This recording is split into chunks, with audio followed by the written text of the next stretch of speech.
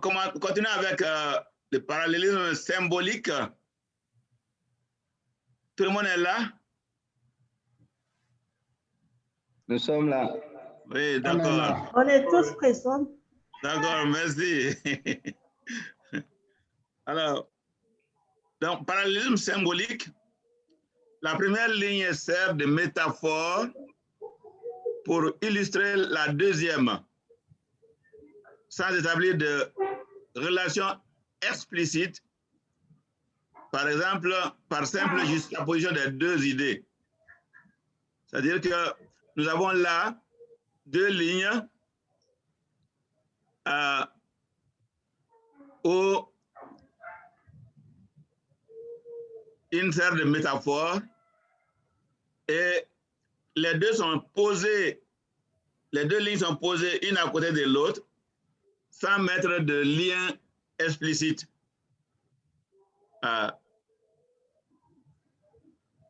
Proverbe 11, 22.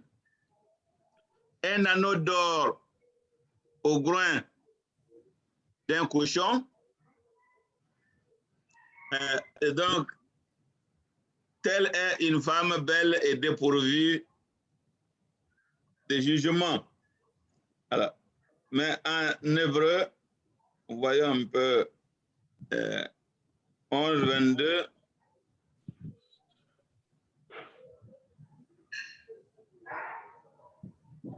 Alors, le mot tel, le tel est ajouté par le français. Alors, en hébreu, il n'y a pas tel. En hébreu, c'est tout simplement Nezem Zaham Be'af Hazir Isha Yafa Wesarat Ma'am Ta'am. Donc, il n'y a pas de tel. En hébreu, on pose seulement les deux. C'est-à-dire un anneau d'or au grain d'un cochon, une femme belle et dépourvue de jugement. Alors, donc, c'est le français qui dit il faut ce lien-là, tel est, le lien de comparaison. C'est la même chose que Hébreu 25, je veux dire Proverbe 25. Proverbe 25, 25. Alors, de l'eau fraîche pour celui qui est épuisé, Mayim Karim al-Nefesh Ayefa, une bonne nouvelle venant d'un pays lointain. Et chez moi, Tova, mais Eres Merha. Donc, l'hébreu ne met pas de mots de liaison. Le français met tel est. Alors, parce que c'est très difficile de voir le sens. Alors, dans nos langues également, nous pourrons mettre quelque chose pour mettre les liens, un élément de comparaison, alors, ou alors un élément de métaphore. Alors, métaphore, c'est donc une comparaison directe. Mais ici, ce qui est intéressant, c'est que c'est la deuxième partie qui est explicite et la première partie est métaphorique. Or, dans beaucoup de langues, si on veut faire une métaphore, on va dire une femme belle et dépourvue de jugement est un anneau d'or au grain d'un cochon. Une femme belle et dépourvue de jugement est un anneau d'or au grain d'un cochon.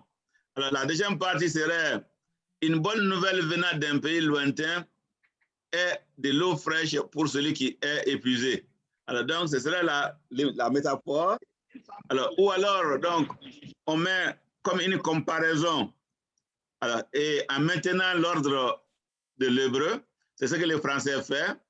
Un anneau d'or au groin d'un cochon, telle est une femme belle et dépourvue de jugement. Ou alors, de l'eau fraîche pour celui qui est épuisé, telle est une bonne nouvelle venant d'un pays lointain. Donc, on peut choisir.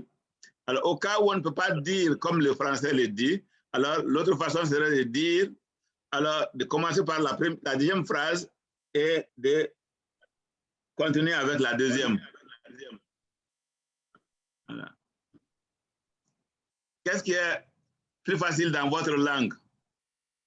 Est-ce que c'est possible de faire comme l'hébreu en posant les deux côte à côte sans mettre de mots de liaison? Par exemple, un anneau d'or au groin d'un cochon, une femme belle et dépourvue de jugement.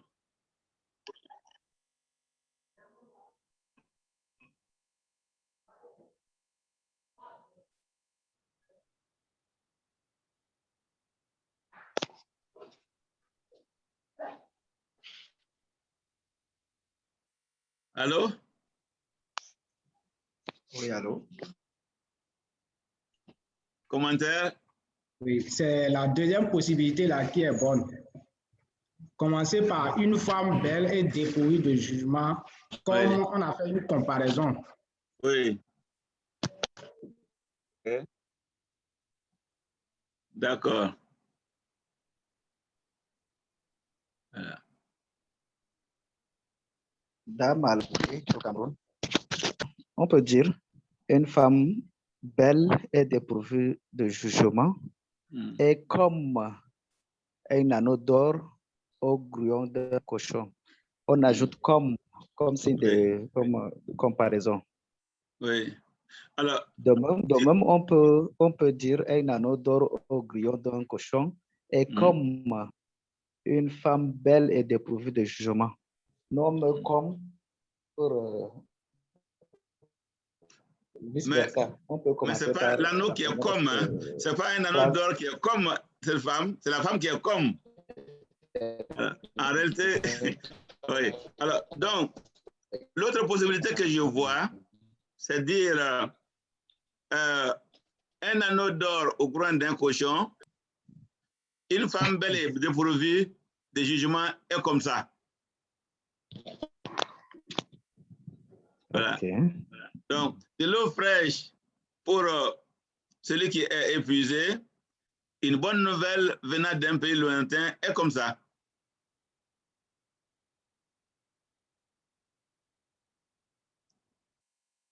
Donc, cela permet de maintenir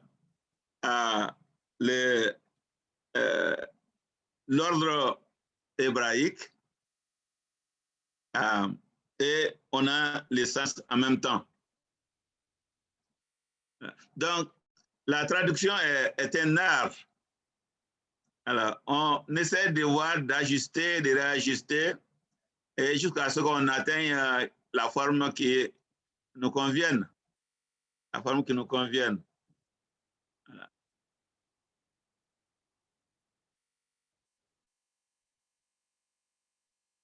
Les poètes hébreux bibliques ont utilisé d'autres procédés de composition comme les chiasmes, l'inclusion, les allitérations, les jeux d'assonance, l'apostrophe d'ouverture et l'acrostiche alphabétique. Donc, tout cela est utilisé par les poètes. Donc, la poésie hébraïque est très variée, très riche. Et donc, particulièrement, devant les chiasmes, d'abord. Le chiasme est une disposition en X. On entend donc par chiasme une série de mots ou d'idées avec sa répétition en ordre inverse. C'est-à-dire qu'on a l'ordre A, B, C, et ensuite on reprend avec C, C', B', A'. Où on a A, B, C, mais on reprend avec B', A'. Donc le C est comme au milieu. Alors, il existe donc le parallélisme chiastique, c'est-à-dire le chiasme à l'intérieur même d'une ligne, de deux lignes, un distique, donc c'est-à-dire un texte en deux lignes. Alors, on peut avoir le chiasme. Il y a un auteur qui s'appelle David Dorsey. David Dorsey, qui a étudié tout l'Ancien Testament sous la forme de chiasme. Alors, tout l'Ancien Testament. Alors, parfois, on a l'impression qu'il force un peu, mais il y a des choses intéressantes dans ce qu'il fait, dans ce chiasme-là.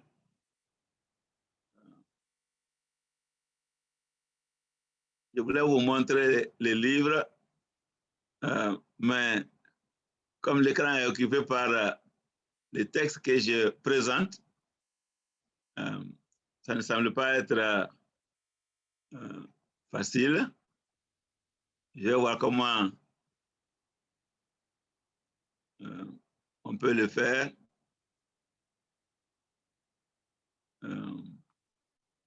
Alors, en tout cas, c'est un livre qui est en anglais, The Literary Structure of the Old Testament, a Commentary on Genesis to Malachi, par un certain David A. Dorsey. Alors, donc, il a étudié chaque livre de l'Ancien Testament, de la Genèse à Malachie, en présentant comment il y a des chiasmes, et parfois même dans l'ensemble d'un livre, et ensuite dans les différents chapitres. Alors, donc, c'est intéressant pour faire ressortir la leçon du livre. Alors, voilà la forme du chiasme. Alors, vous avez les textes en hébreu, ici. Alors, vous voyez, ouais, Yimal'u, Asamecha, Sova, ouais, donc il a mis un D, C', Tirosh, donc Tirosh va avec Sava, B', Yekavecha, qui va avec Asamecha, et A', Yifresu, qui va avec Yimal'u. Alors, donc, regorgeront tes greniers d'abondance et donc les et au milieu. Alors, de vin nouveau, donc vin nouveau va avec abondance. Tes cuves va avec grenier et déborderont va avec regorgeront. Vous voyez, ça c'est intéressant ici. Alors, si on n'est pas bien avisé, mettre le « et » comme étant un « d », ça ne nous viendrait pas à l'esprit. Alors, mais ceux qui cherchent et qui trouvent les chiasmes sont très habiles et voient assez facilement là où il y a comment trouver des chiasmes. Alors, c'est clairement, je ne sais pas si l'auteur biblique avait cela en vue, mais en tout cas, aujourd'hui, les chercheurs arrivent à trouver des chiasmes dans beaucoup de livres. Partout, les lecteurs ordinaires ne verraient pas un chiasme du tout. Question sur les chiasmes?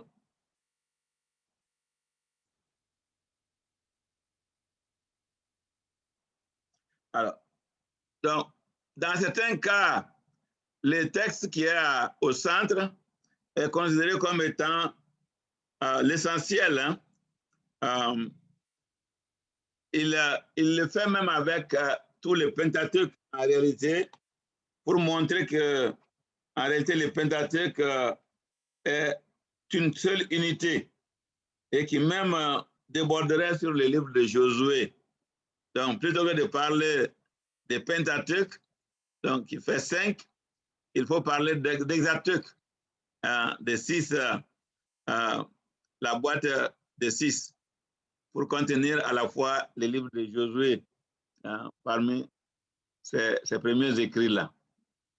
Voilà. Donc, encore une fois de plus, le chiasme est beaucoup utilisé par les spécialistes de l'Ancien Testament, mais parfois on a l'impression qu'il force un peu pour y aboutir à un chiasme.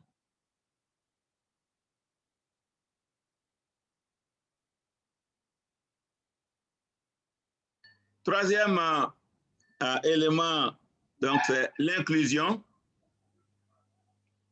Quand une unité ou élément textuel, par exemple poème, vers, phrase, termine avec une répétition de son commencement, on parle d'inclusion. Alors, les latins disent inclusio.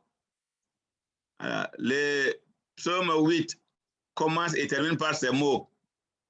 Yahweh, notre Seigneur, que ton nom est magnifique sur toute la terre. Alors, c'est au verset 2 et au verset 10. Alors, il faut être attentif à cela. Parfois, curieusement, la division en chapitres et en versets a mis les choses dans différents chapitres. Alors, vous vous rappellerez que la division en chapitres et en versets n'a pas été faite par les auteurs premiers. Ce n'est pas Moïse qui a divisé la Genèse en chapitres et en versets. Et donc, parfois, cette division coupe des textes qui sont ensemble. Alors, quand nous voyons dans le Nouveau Testament, il y a un exemple intéressant dans le Nouveau Testament. Dans le texte de Matthieu, c'est la parabole des ouvriers de la 11e heure.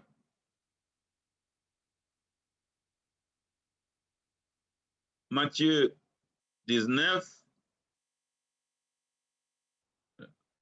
Alors, Matthieu 19, verset 30, termine par ces mots. Bien des premiers seront les derniers, et bien des derniers seront les premiers. Matthieu 19, 30.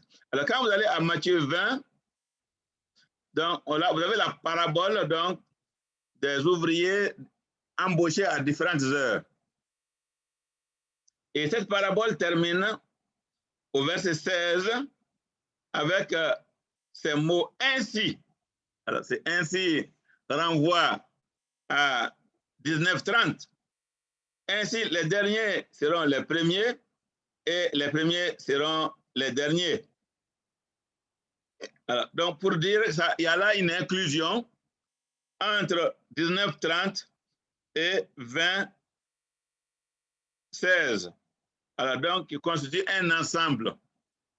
Et donc, la division en chapitres les a séparés, mais ça constitue une inclusion. Et l'inclusion est une bonne preuve de l'unité d'un ensemble. Donc, cela forme un ensemble. Donc, Matthieu 19:30 est répété et même renforcé dans Matthieu 20:16. Ainsi, les derniers seront les premiers et les premiers seront les derniers. Donc, il y a là une inclusion. Donc, l'inclusion existe dans l'ensemble du texte biblique, Ancien Testament et Nouveau Testament. Et donc, c'est une technique utilisée par les auteurs bibliques pour marquer donc une unité textuelle.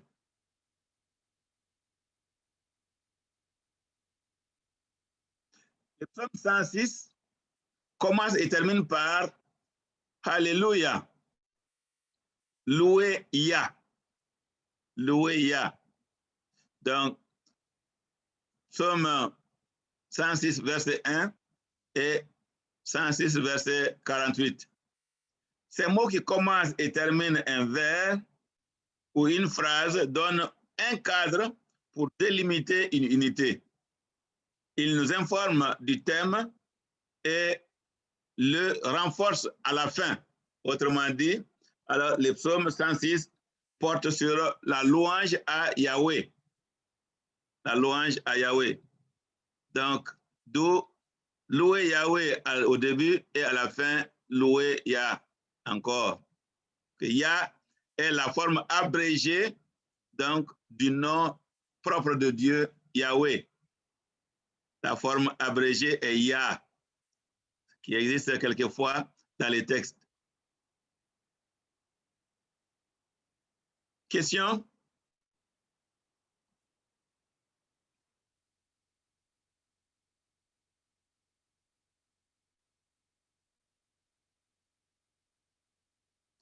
Donc, je continue.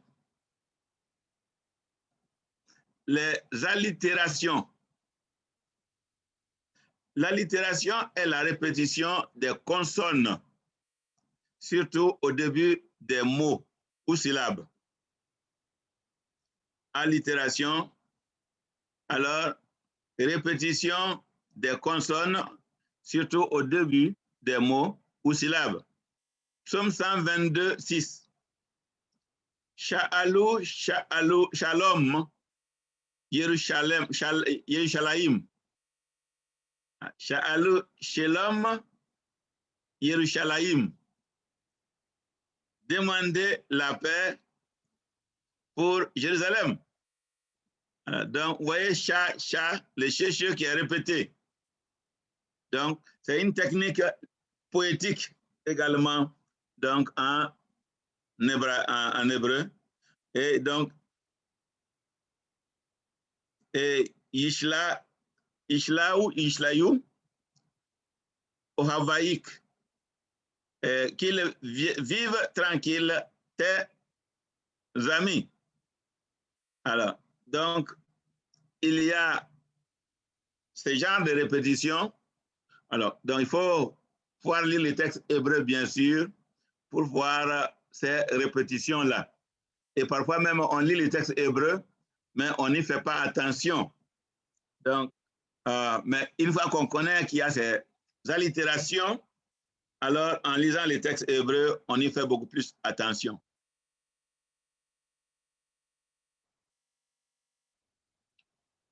Il y a les jeux de mots et assonances. Le psaume 126 enfile les chointantes. Ça, donc, ça, le, ça, cha, etc. Ça, qui sont répétés. Ça, c'est répété, donc c'est les chointantes. Alors, nous avons également dans la même chose en Ecclésiaste 7.1. Ecclésiaste 7.1. Je regarde ce texte. Ecclésiaste 7.1 est très, très beau. Tov Shem Mishemen Tov. Tov Shem Mishemen Tov. Donc, Tov Shem, ça veut dire le nom est bon. Mishemen Tov, que une bonne huile. Alors, vous avez donc Tov au début et Tov à la fin, au milieu du verset 1. Et Shem, Shemen, Mishemen. Donc, il y a une répétition de Shem aussi. Il y a une répétition de Tov et il y a une répétition de Shem. Alors, Tov, Shem, Mishemen, Tov. C'est très beau en hébreu. Meilleur un nom que l'huile meilleure. Donc, mais l'huile à Shemen, et ça va avec Shem. Donc, c'est difficile de rendre ça dans une autre langue. Mais c'est là et nous devons en tenir compte.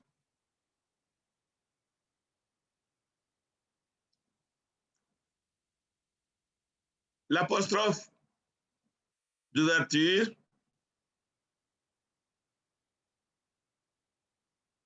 donc, normalement, c'est des che. Shimu Shamayim, Hazini Eretz. Alors, écoutez, cieux, prête l'oreille, terre. Ésaïe 1, 2. Il y a les che qui sont encore. Mais ça, c'est l'apostrophe. C'est-à-dire, on s'adresse au ciel et à la terre comme à des êtres humains. C'est ça l'apostrophe. On s'adresse à des choses comme à des humains. Terre, écoutez. Ciel. Alors, donc, on s'adresse au ciel comme si on s'adressait à un être humain.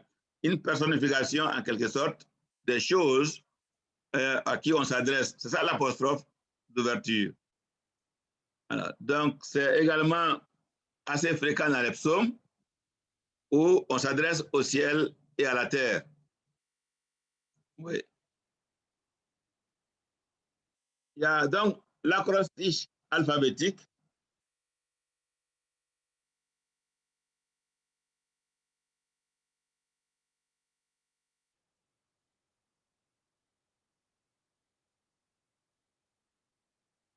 Les livres de la sagesse, excusez-moi, j'ai laissé tomber quelque chose.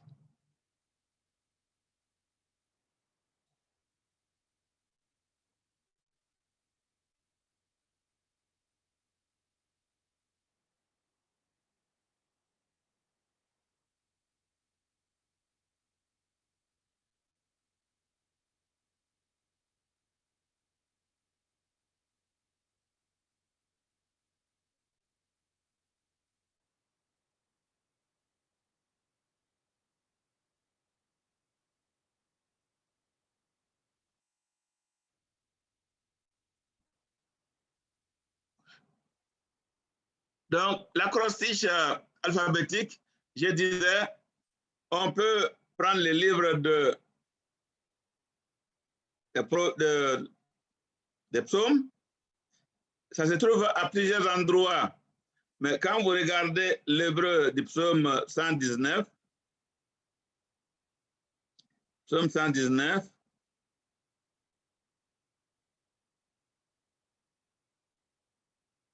alors donc, on voit que les 8 premiers versets commencent par Aleph, Ashre, Ashre, Af, Ata, Ahale, Ahalai, Az, et Orecha et Et. Ça, c'est Aleph pour les 8 premiers versets. Alors, les 8 versets suivants, à partir du verset 9, nous avons Bameh, Bechol, Belivi, Baruch,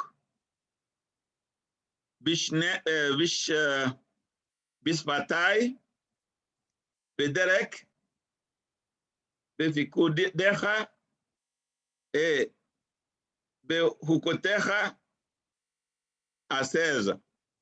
Et à 17, ça commence par Gimel.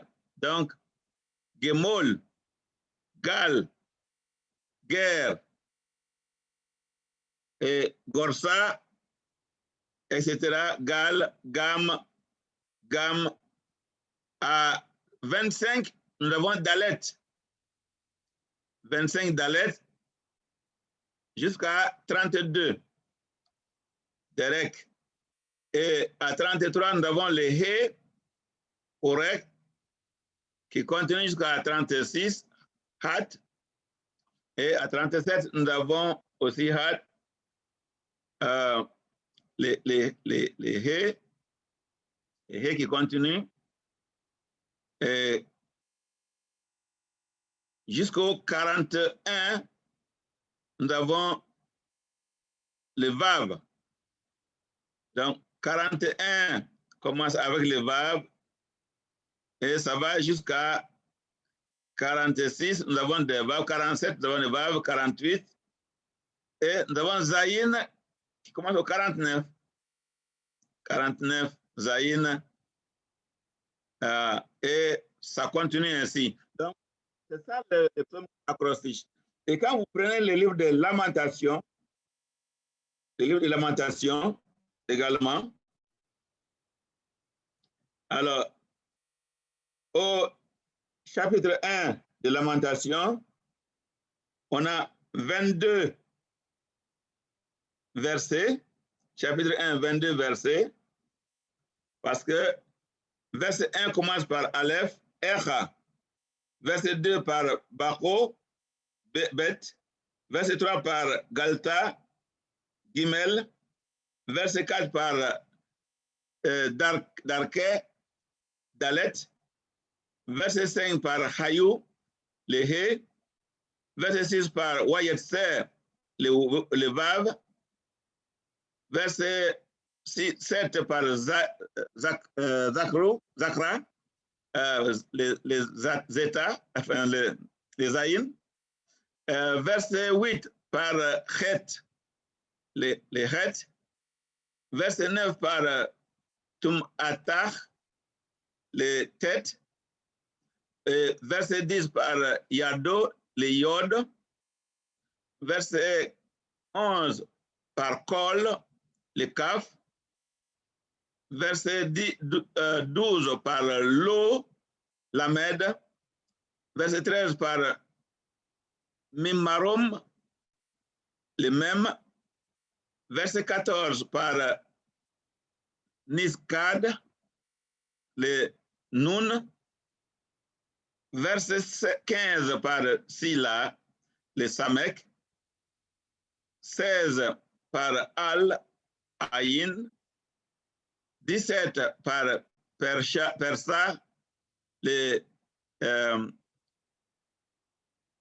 comment dirais-je, l'épée, verset 18 par Sadik, Sadeh, verset 19 par Karati, le Kof, verset 20 par Réé, le Resh, verset 21 par Shamou, donc les Chines, verset 22 par Tavo, les Tav.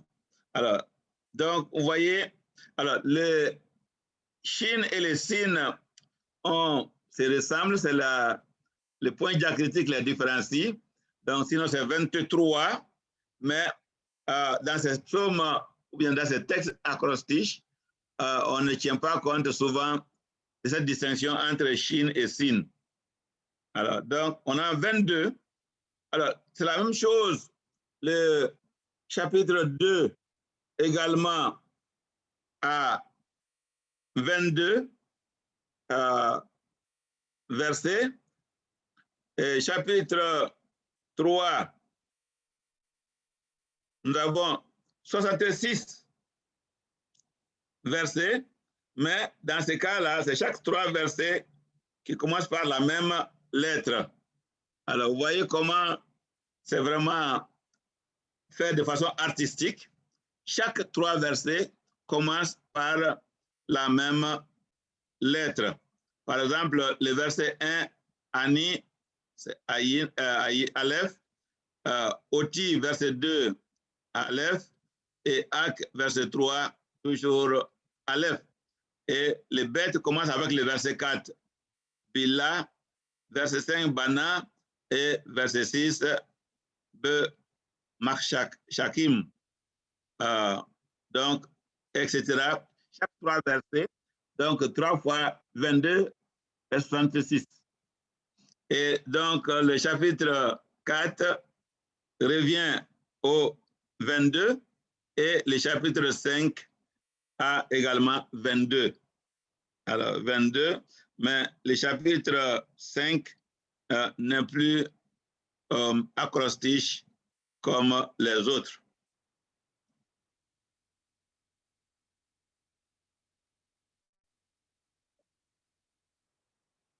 Question sur l'acrostiche.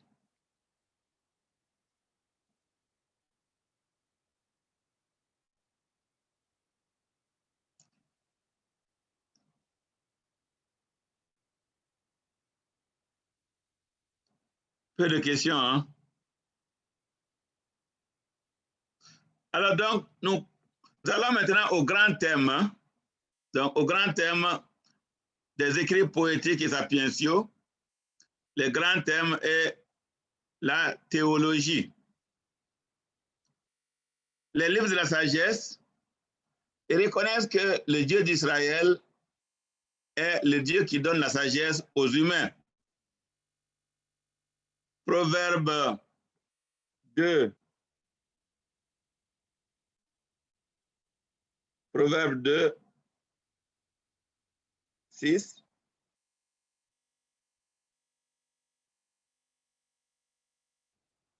Nous lisons là, en effet, c'est l'Éternel qui donne la sagesse. C'est de sa bouche que sortent la connaissance et l'intelligence. L'Éternel est celui qui donne la sagesse. C'est de Dieu que le roi Salomon a reçu le don de sagesse, comme le dit 1 Roi, chapitre 3 à 10. En tête de leurs écrits, on pourrait placer cette parole qui est comme leur leitmotiv. La crainte de Yahweh est le commencement de la sagesse. Nous l'avons dans Proverbe 1, 7, Proverbe 9, 10 et Job 28, 28. La crainte de Yahweh est le commencement de la sagesse. Alors, donc, les sages se savent dépendants de Dieu, qui est le tout sage et qui donne à chacun, à l'être humain, la sagesse.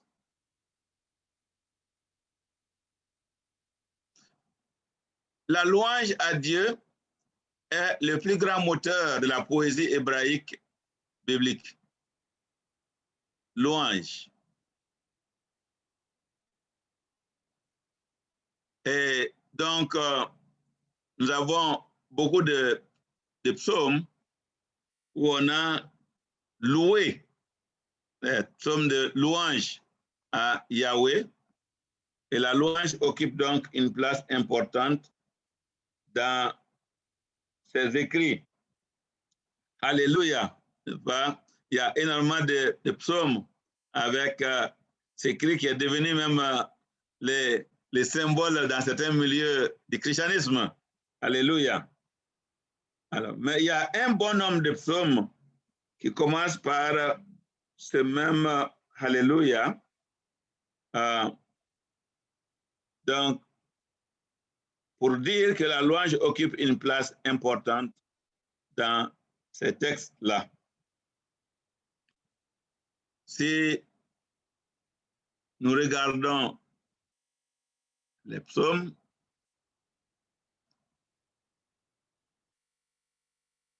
nous voyons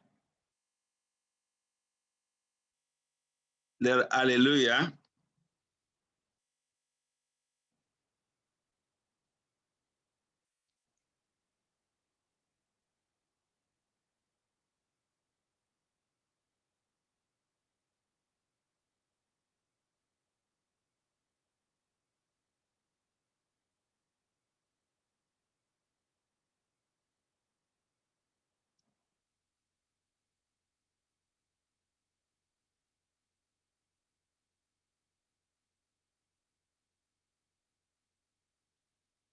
Donc, nous avons un bon nombre de fois cette expression Alléluia dans les textes hébreux. Et dans les psaumes, on a au moins 24 fois la forme Alléluia. Mais il y a bien sûr beaucoup d'autres psaumes qui sont consacrés à la louange de Yahweh, tels que les psaumes 136, par exemple. Psaume 136. Alors, donc, ce n'est pas le verbe halal qui est utilisé, mais le verbe hada, un autre verbe pour louer, qui est utilisé dans ces psaumes-là, psaume 136, comme même un refrain. Hodou l'Adonai kitov ki leolam hasdo, Hodou l'Elohe, etc. Hodou.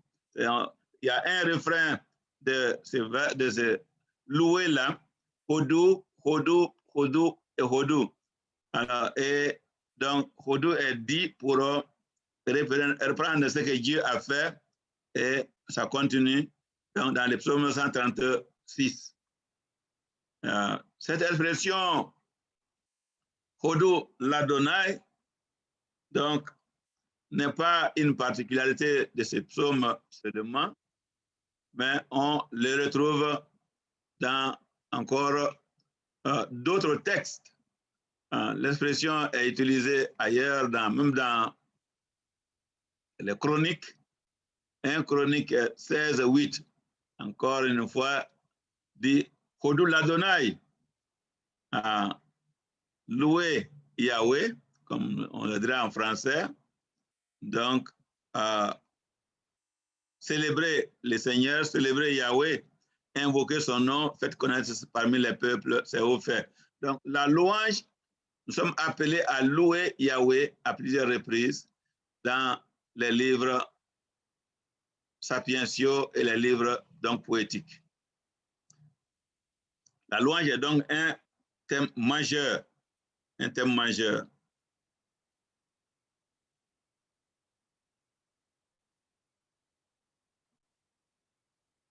La sagesse est enracinée dans la théologie de la création. Théologie de la création. Excusez-moi.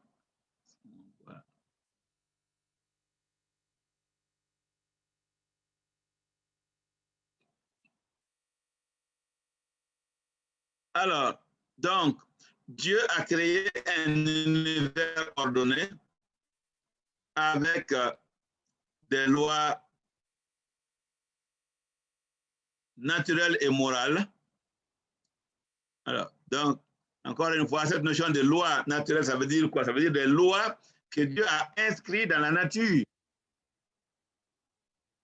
La loi naturelle ne veut pas dire que c'est la nature qui a créé ces lois. La nature n'est pas législatrice. Non, c'est Dieu qui inscrit. Le Dieu créateur est celui qui inscrit des lois dans la nature, comme la loi de la gravité, donc les lois thermodynamiques. Alors, ce sont des lois créées par Dieu dans la nature. L'homme les découvre, mais l'homme ne les crée pas. Et ces lois existent. La loi de la pesanteur. Donc, ce sont des lois créées par le Dieu créateur. Alors, quand les gens disent loi de la nature ou loi naturelle, alors, cela doit se comprendre que ce sont des lois qui sont inscrites par Dieu dans la nature et non pas des lois qui sont créées par la nature elle-même. La sagesse cherche donc à discerner et à vivre en harmonie avec ces lois inscrites par Dieu dans la nature et ces lois morales de Dieu. C'est ce que les sages cherchent à discerner et à vivre en conformité. L'homme moderne aussi est intéressé par les lois inscrites dans la nature. C'est cette recherche de ces lois qui nous permet de dominer la nature. Et donc, d'où le travail des scientifiques, d'essayer de découvrir au maximum possible ces lois qui sont inscrites dans la nature. N'est-ce pas? Ce sont des réalités qu'on découvre, mais on ne crée pas. Okay. La sagesse est aussi enracinée dans une théologie de rétribution. Théologie de rétribution. Aller à l'encontre de l'ordre établi par Dieu conduit à une rétribution. l'Ecclésiaste, chapitre 8, verset 6, a dit, il y a un temps et un jugement pour chaque chose. Il y a un temps et un jugement pour chaque chose. Donc, le thème de la rétribution également est un thème important dans ces livres donc, de la sagesse et ces livres poétiques.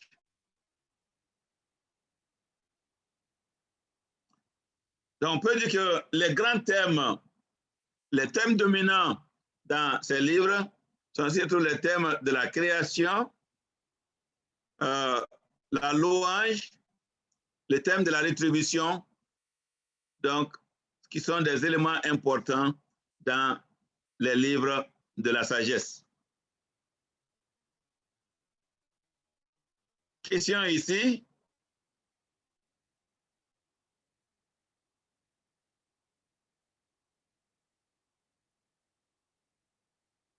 Commentaire.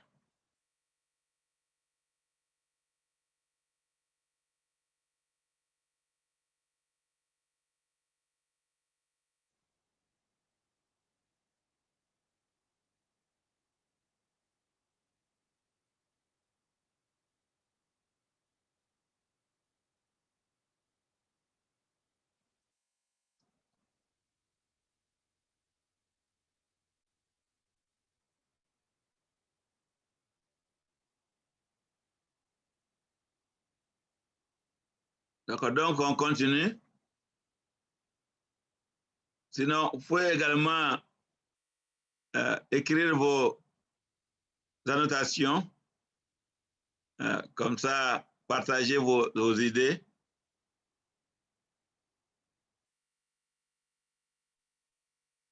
Problème de traduction.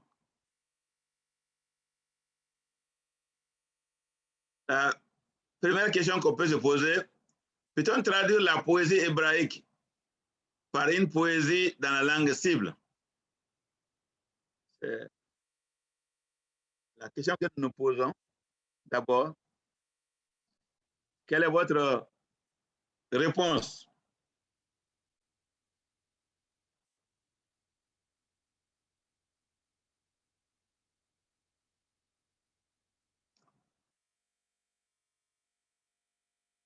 Peut-on traduire une poésie hébraïque par une poésie dans notre langue?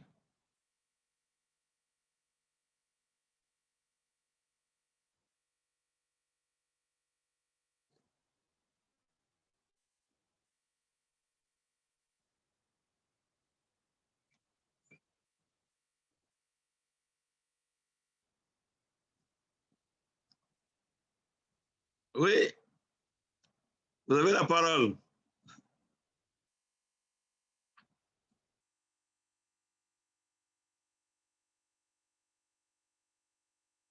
C'est trop calme, hein?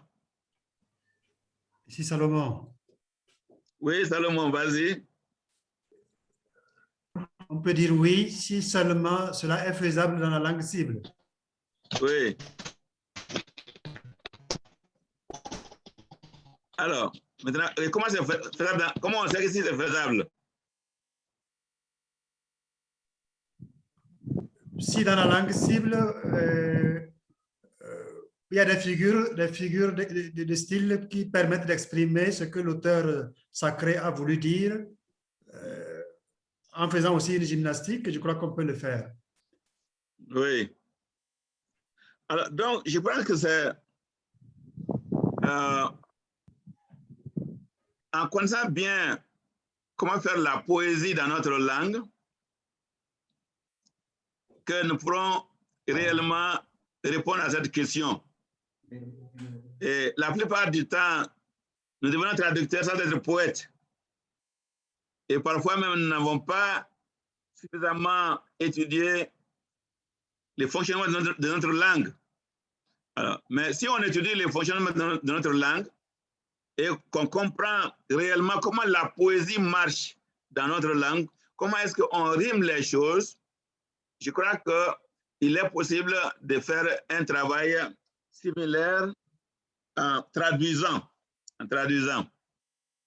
Il semble que l'ex-président tanzanien Julius Nyerere avait fait une traduction très belle du sermon sur la montagne, je crois, en Swahili, d'une façon assez poétique.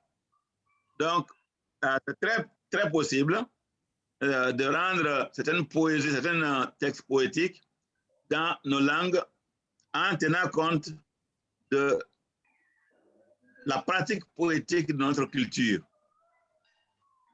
Encore une fois de plus, il faut étudier différents textes de notre culture,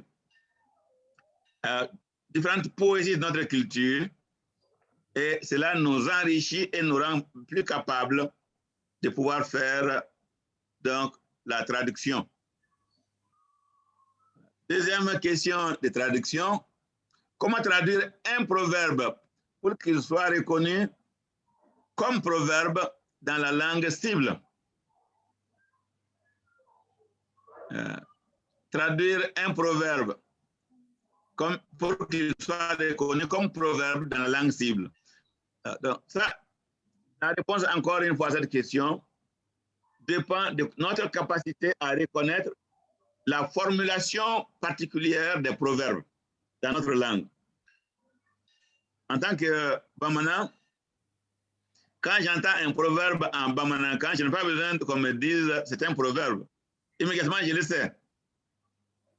Par la structure du texte, n'est-ce pas? Un proverbe Bamana dit quand ta main n'atteint pas ta tête, quand tes mains n'atteignent pas ta tête, tu les poses sur tes épaules. Donc, dès qu'on dit ça, on sait exactement qu'il y a là un proverbe. Parce que c'est impersonnel. La main de qui? Alors, ça peut être de n'importe qui.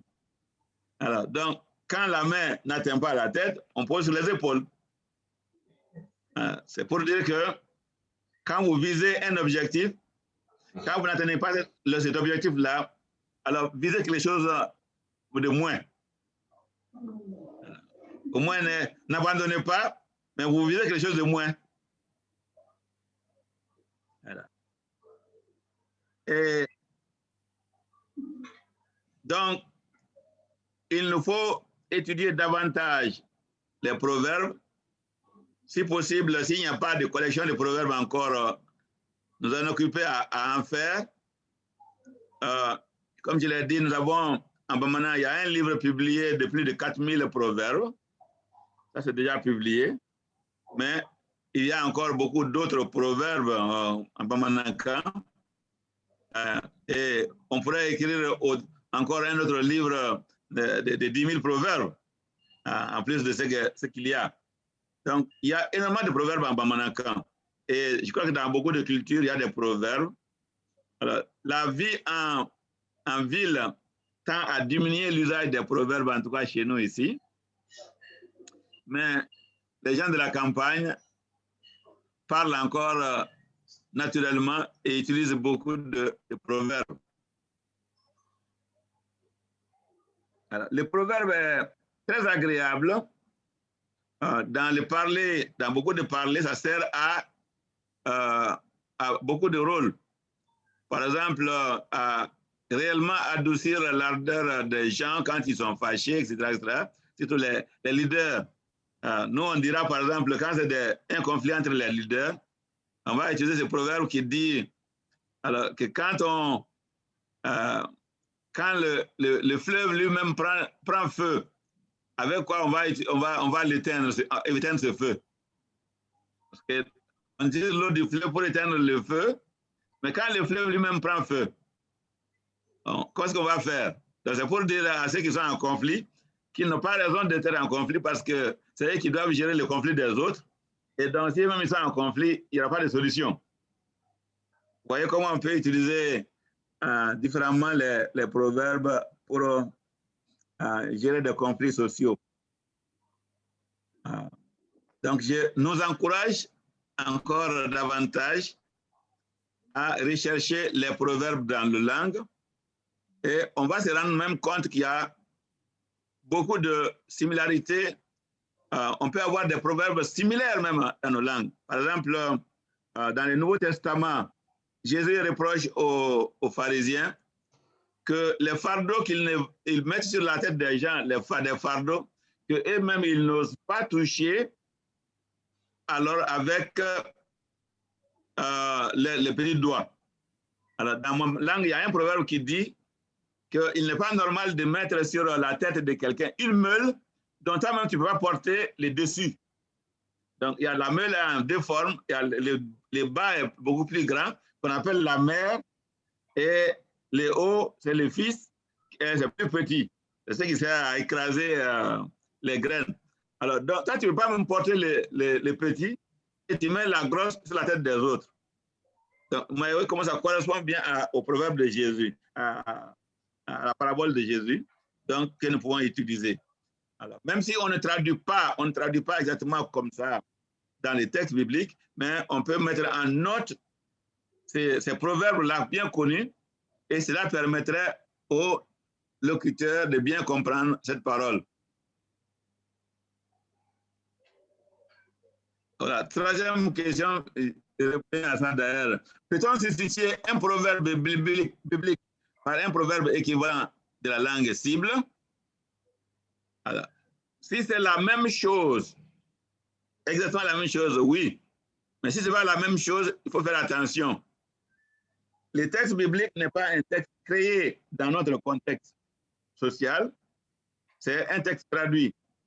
Donc, gardons-lui son caractère étranger. Mais un étranger que nous avons hébergé et que nous pouvons comprendre. Donc, qui nous comprend et que nous comprenons. C'est ça le travail de traduction. Il s'agit d'héberger un étranger, mais encore de pouvoir mieux communiquer avec l'étranger. Donc, l'étranger ne va pas devenir un autochtone. Un proverbe bamana nous dit qu'un long séjour dans l'eau ne transforme pas un tronc d'arbre en crocodile.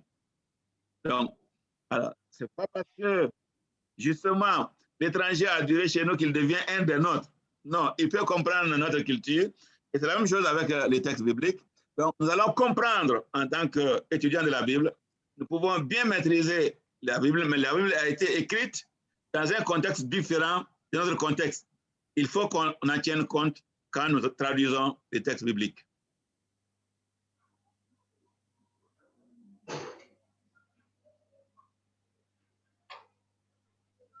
Questions? Commentaires?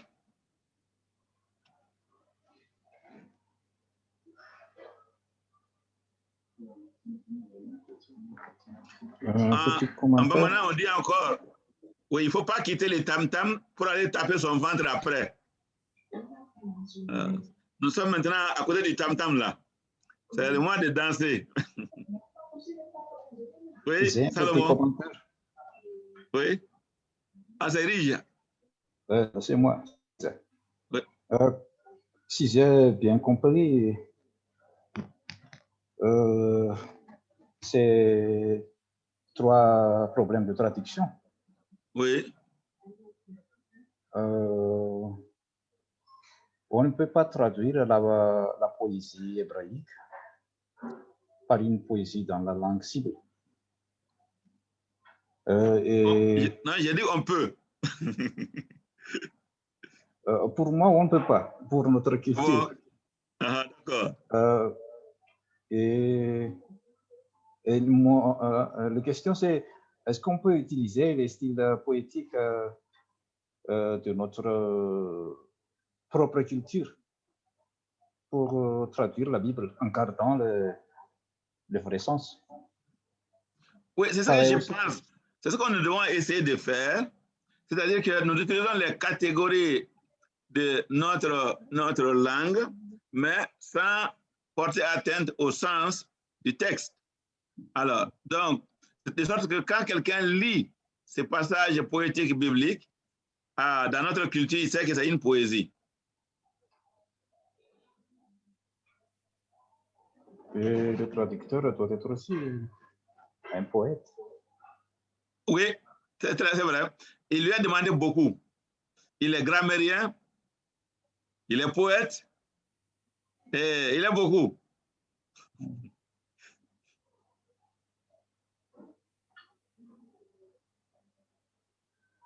Merci, docteur. Merci.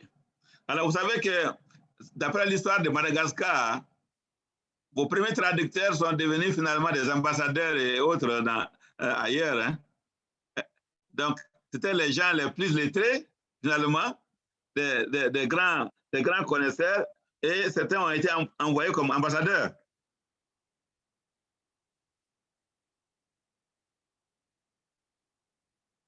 Alors, commençons à voir quelques livres, donc, Sapientio poétique, et livre de Job. Son nom en hébreu, c'est Iov. Alors, ça commence par là. Comment translittérer ces noms dans notre langue? Alors, les Arabes, les Français, on va commencer par les Français d'abord, nos colonisateurs. Alors, ils ont dit Job.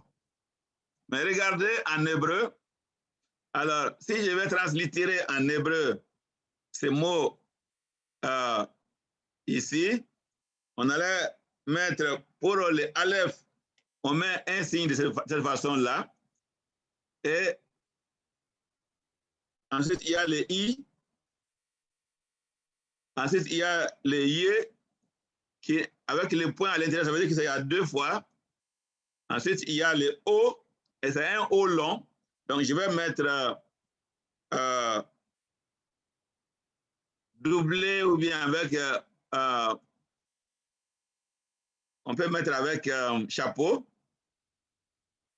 Donc, O comme ça, pour montrer que c'est un O long. Et ensuite, il y a le son V. Alors, qu'il y a une lettre B ou V. Alors, voilà comment le nom est en hébreu. Donc, Iov. Iov. Alors, comment translittérer cela dans notre langue? C'est déjà le commencement de la traduction. Alors, parfois, on a trouvé les noms déjà présents. Alors, on le prend, mais la plupart du temps, on s'est basé sur le français. Voilà. Ils nous ont colonisés tellement que nous sommes fidèles même dans notre traduction. Même de ce qu'eux, ils ont traduit, s'ils ont mal fait, on fait mal comme eux. Alors qu'on aurait pu faire mieux. Donc, Iov. Alors, les Arabes, eux, ils ont translitéré comme Yuba, Yub, Yub ou Yuba. Alors, translé dans la langue par Yuba. Alors, mais les Français ont dit Job. Alors, Job, ils ont laissé tomber les I et le Y est devenu je. Alors, les langues qui n'ont pas le son je du français, curieusement dans nos langues africaines, alors ils ont pris parfois le son Z ou bien le son S pour dire Zob, Zob, en même temps un I à la fin ou bien un O à la fin ou bien un O à la fin. Alors que dans leur langue, les Y existent. Les Y existent. Alors, je crois qu'il y a un travail à faire là, un travail de décolonisation de la traduction. Alors, nous devons décoloniser notre traduction maintenant. Alors, dites-moi comment vous dites Job dans votre langue. Malagasy. Toba. Hein? Toba. Toba. Toba. Toba. Jo. C'est avec le J comme ça, à peu près. Oui, comme ça, comme ça. Donc, mais votre O, c'est où, hein? Donc, Vous écrivez comment avec? Avec un accent? O. C'est O? Oui. Mais toi, votre nom là, vous dites Arakutu, n'est-ce pas?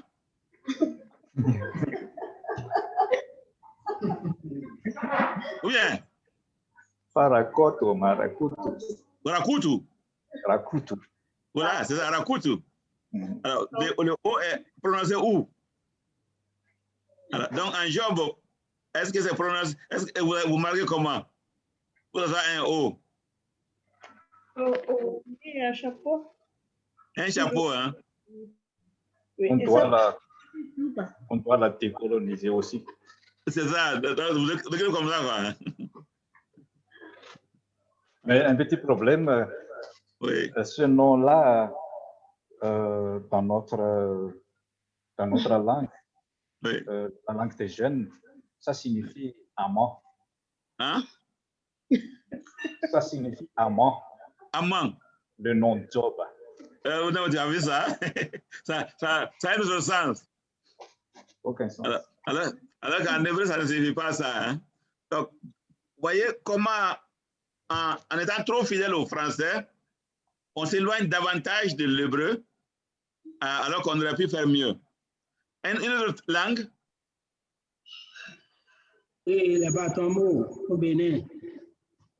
Oui? Bon, c'est Yobo. Yobo avec Y. Oui? 2O. Oui? B. Oui? U. Ok, Yobu. U. Oui, Yobu. Oui. C'est assez proche. Alors, Yobu. Voilà. Donc, c'est assez proche de... Même si vous avez laissé tomber les I initiales. Oui. Est-ce qu'il y a quelqu'un qui a fait comme l'hébreu Iob? Nous, au Gabon, Oui. Le Rechogo, Oui. c'est le J est remplacé par un Z. Pourquoi Z? Ça fait... Bon, parce que chez nous, le J n'existe pas. Oui, mais en hébreu, légalement, le J n'existe pas. Ouais. Voyez? Donc, nous, on a mis Zob. Alors pourquoi Zob? Vous avez le I chez vous, n'est-ce pas? Oh, oui, il y a le I, mais c'est autre chose. Nous avons préféré Zob. Ah bon, mais Job, parce que les Français ont dit Job. Oui. Ouais. C'est évident. On a essayé de translittérer les jeux du français qui n'existent pas chez nous. Ouais. Et alors, on est obligé donc, de le remplacer par Z. Mais pourquoi remplacer par Z alors que les yeux existent chez nous et on peut mettre bien sûr un yob ou bien une autre forme. Oui. Si le yob dit quelque chose d'autre dans votre langue, mettez le i avant, yob. Donc ça ne peut pas dire quelque chose dans votre langue. C'est parce que le plus souvent, bon, c'est déjà presque dans les mœurs. Oui. Nous tous prononcent Z. Oui, mais maintenant, faut-il continuer dans l'erreur quand on sait même qu'on est dans l'erreur, ou bien faut-il corriger? Voilà la question. Bon, là maintenant, nous allons nous réunir pour décoloniser cela. Oui, maintenant, on ressemble un peu plus à l'esclave dont parle la Bible, hein, qui dit « J'aime mon maître, je ne veux pas être libre ». Même si les Blancs disent « on va vous donner votre liberté », là, on dit « Non, on veut rester à la maison, à côté de vous ». Là. Donc, je crois que la Bible est d'abord ce bon lieu de décolonisation de la traduction. Et je pense que dans la littérature africaine aujourd'hui, hein, il y a ce courant de décolonisation de la littérature où les auteurs africains nous disent nous ne voulons plus continuer cette dépendance à l'égard de la France comme telle ou de la littérature française. Donc, je crois que c'est très important à partir du moment où nous aussi, en tant qu'Africains, nous savons lire l'hébreu et le grec, nous n'avons aucune raison maintenant de dépendre continuellement des Français. Je crois que Jean-Claude pourra prêcher mieux que moi sur ça. C'est docteur. Voilà. OK, donc, Iov, c'est l'un des livres les plus difficiles à interpréter et à traduire.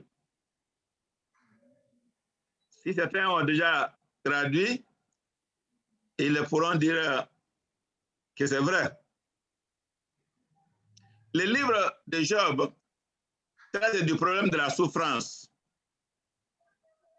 Si la souffrance du méchant peut s'expliquer, comment, comme une juste punition de sa méchanceté, pourquoi les justes aussi souffrent-ils? Voilà la question fondamentale qui est posée dans le livre de Job. Les théologiens, pour exprimer cela, parlent de théodicée. Comment justifier Dieu? Alors, comment est-ce que Dieu, un Dieu bon et aimant, qui a créé le monde, qui contrôle le monde, peut-il permettre que les justes aussi souffrent, comme les méchants? La question est fondamentale et la réponse n'est pas aisée. Mais c'est là la question fondamentale du livre de Job. Le but du livre de Job est donc de montrer que la souffrance du juste pose problème. Problème qu'on ne peut pas expliquer par un raisonnement humain.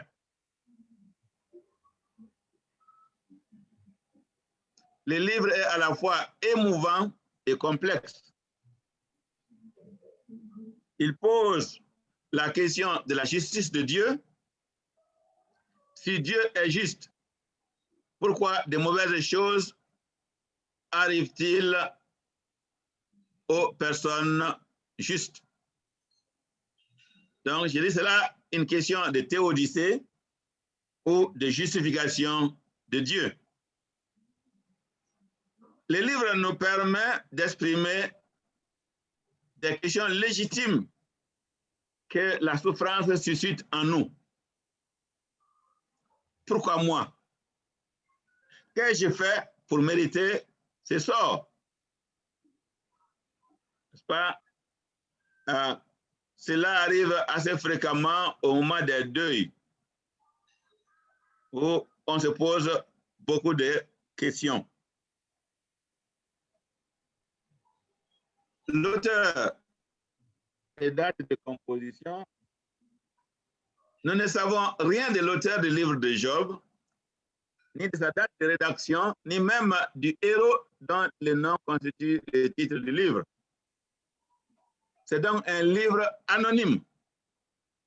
Le titre du livre est le nom de son personnage principal. Ce n'est donc pas proprement dit le livre de Job, mais le livre sur Job. Ça, c'est déjà aussi un problème de traduction. Alors, si les deux veut dire écrit par Job, alors dans ce cas, c'est faux. Donc, c'est le livre qui est à propos de Job.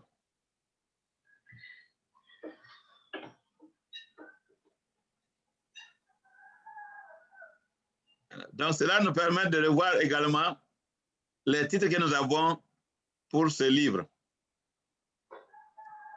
Je dis que toute affirmation sur l'auteur ou la date du livre serait basée sur des sources extérieures. Autrement dit, dans le livre de Job lui-même, nous ne trouvons pas d'informations sur l'auteur.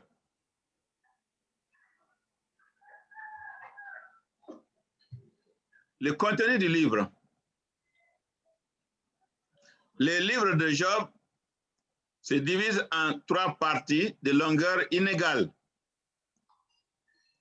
Il y a le prologue, chapitre 1 et 2, qui expose la situation et permet aux lecteurs de comprendre les discours qui vont suivre. Autrement dit, les chapitres 1 et 2 plantent les décors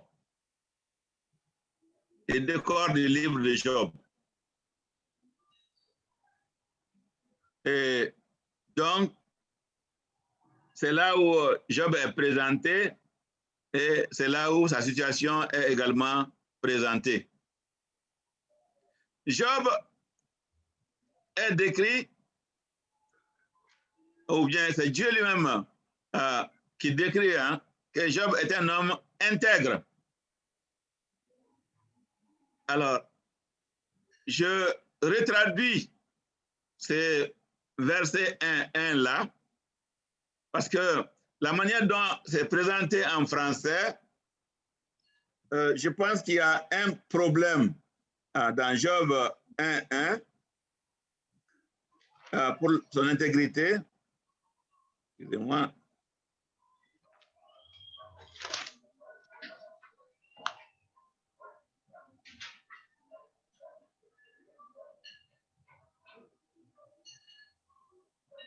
Alors, Job 1.1, il y avait dans le pays d'Out, je lis dans Second 21, il y avait dans le pays d'Out un homme qui s'appelait Job. Cet homme était intègre et droit, point. Il craignait Dieu et se détournait du mal. Alors, moi j'ai dit, quand on lit ces textes en hébreu, ce n'est pas ainsi qu'on va traduire nécessairement. Ish haya be'eretz Iyov shemo, we haya ha'ish hahu tam, we yashar, we yire Elohim, we sar mera.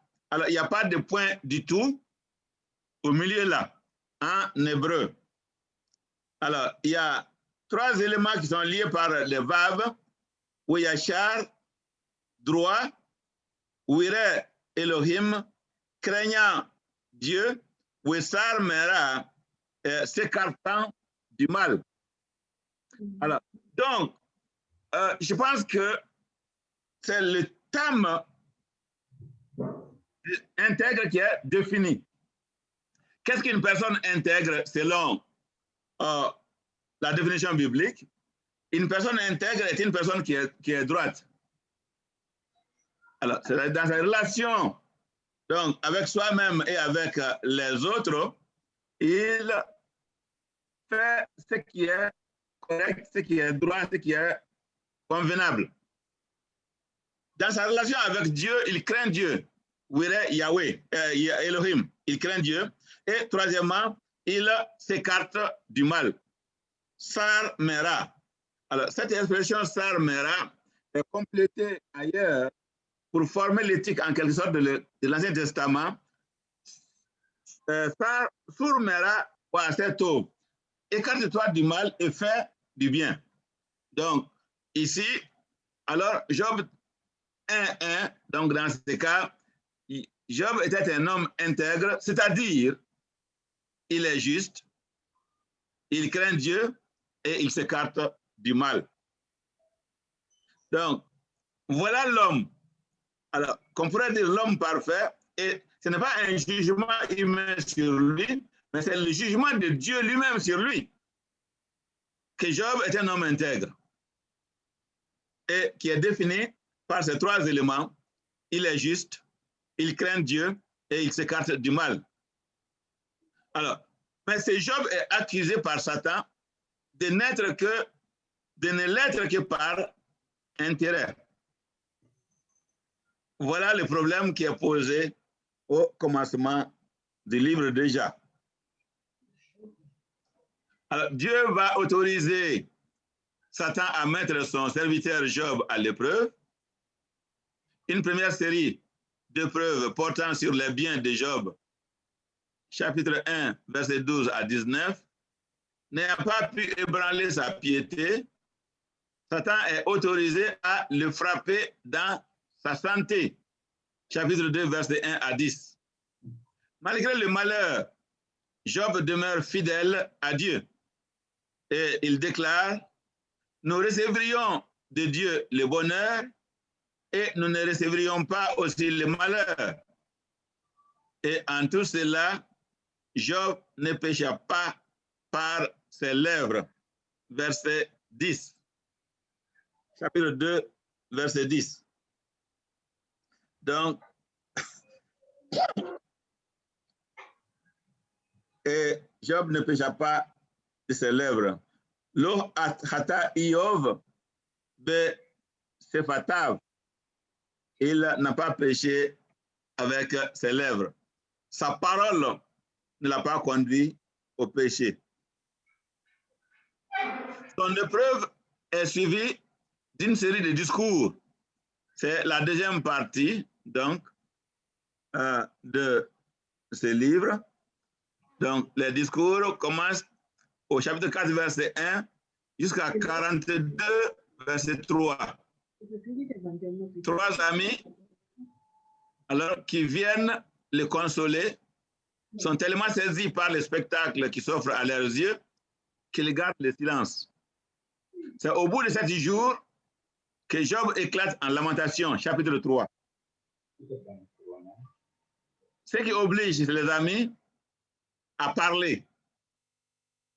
Alors, ainsi, donc, s'engage un débat entre Job et ses amis, 4 à 42. Dans la troisième partie, donc, c'est l'épilogue. Dieu condamne les trois amis et rend à Job famille et prospérité. 42, 7 à 13, à 17. Donc, voilà comment donc, le livre peut être structuré. Donc, trois grandes parties, alors inégales dans ce livre. Chapitre 3, enfin, chapitre 1 à 2, ensuite chapitre 3 jusqu'à 42, 16, 7, 6, et chapitre 42, 7 à 17, comme l'épilogue du texte. Question ici?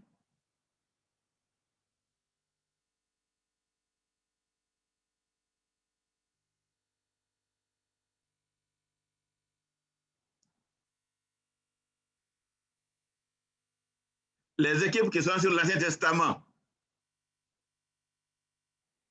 c'est votre occasion de poser des questions sur ce livre si vous n'avez pas encore traduit.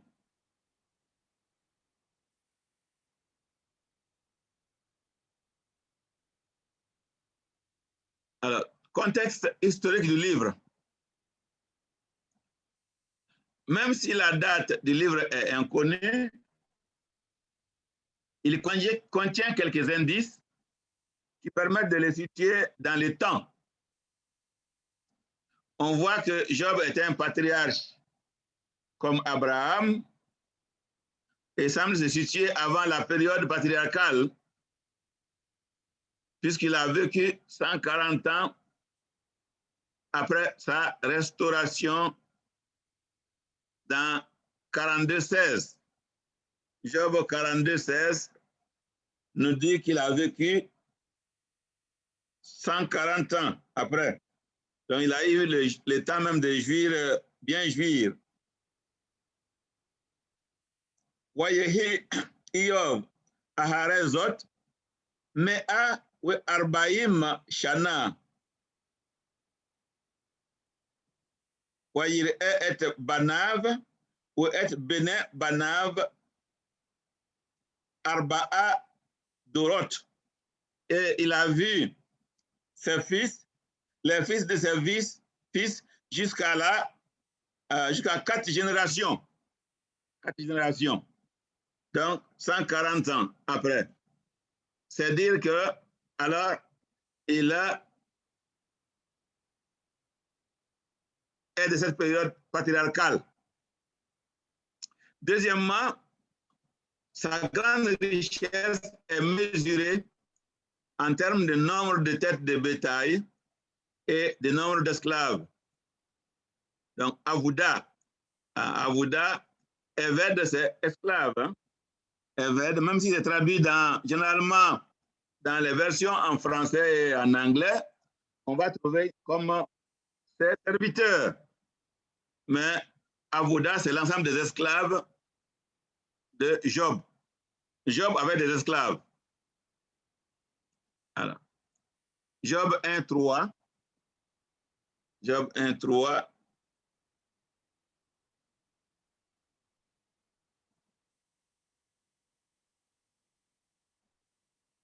Et on mentionne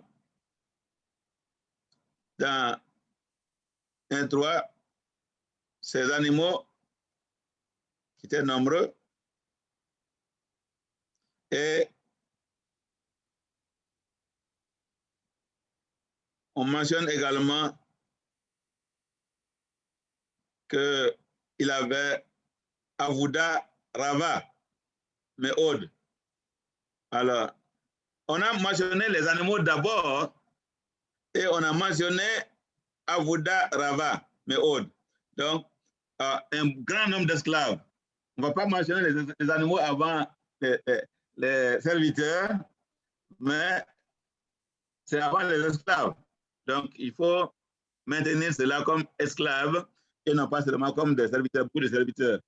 La différence entre serviteurs et esclaves, c'est que les serviteurs s'attendent à un salaire et sa relation avec le patron est une relation de travailleur à patron.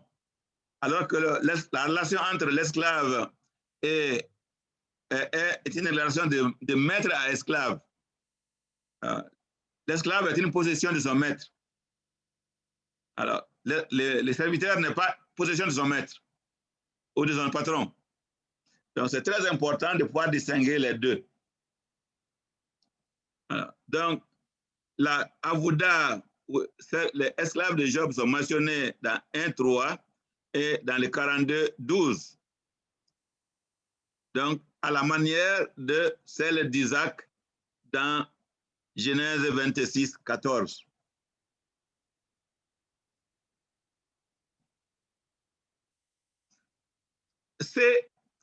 Il est le chef d'une famille nombreuse dont il sert comme prêtre. Quand les jours des banquets étaient révolus, Job les faisait venir pour les consacrer. Il se levait de bon matin et offrait pour chacun d'eux un holocauste, car Job disait, peut-être mes fils ont-ils péché, peut-être ont-ils maudit Dieu dans leur cœur. Job agissait toujours ainsi.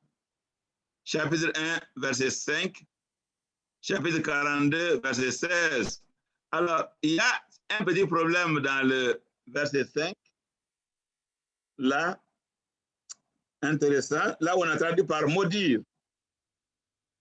Mais c'est pas ce que Job dit dans les textes. Et il a dit,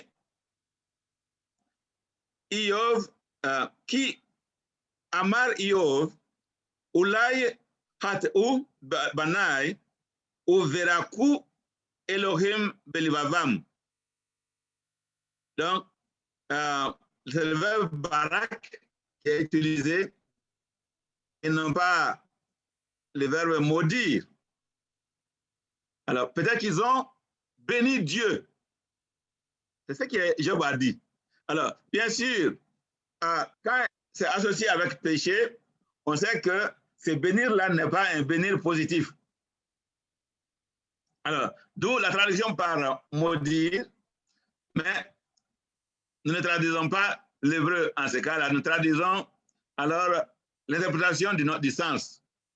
Alors, ils ont maudit Dieu, parce que l'hébreu, enfin, Job n'est pas de ce temps, peut-être de superstition hébraïque, mais beaucoup de gens se gêneraient à dire qu'on maudit Dieu.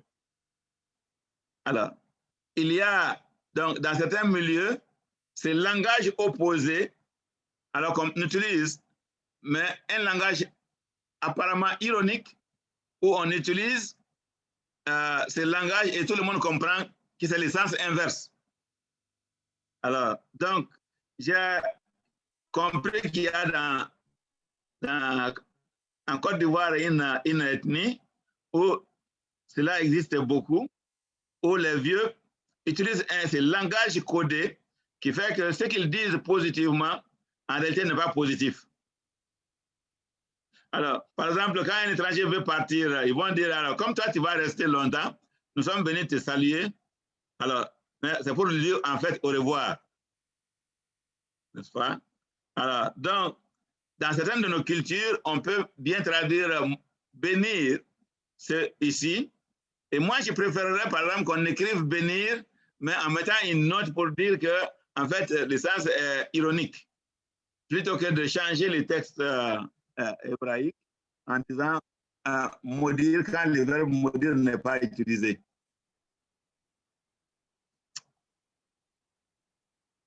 Alors, question?